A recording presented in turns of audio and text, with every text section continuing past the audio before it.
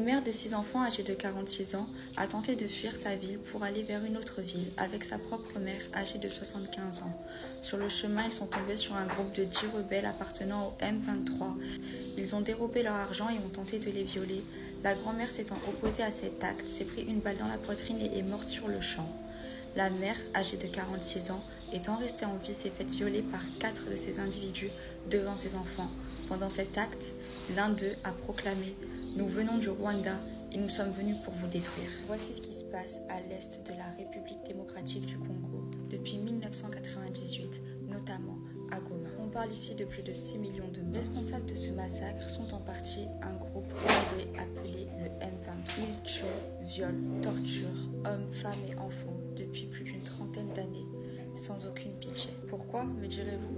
Tout simplement parce que le Congo est l'un des pays les plus riches d'Afrique. Il possède de très nombreuses naturelles convoitées depuis toujours, telles que les diamants ou bien le coton, étant utilisés pour fabriquer les iPhones, les écrans, etc.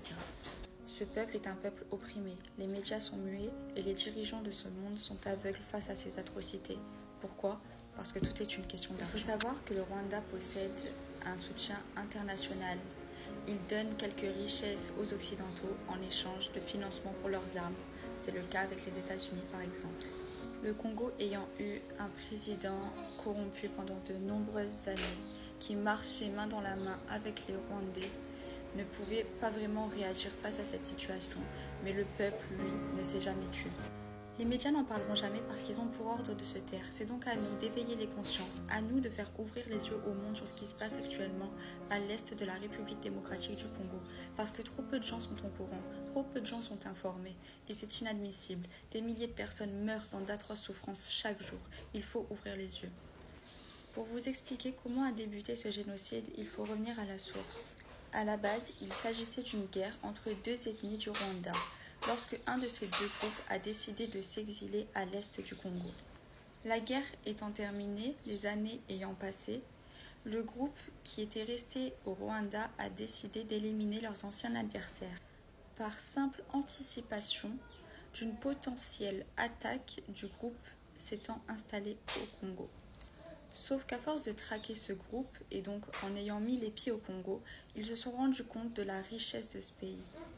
Et c'est depuis cette découverte-là que le Rwanda pille l'est du Congo, en commettant des actes ignobles sur leur passage.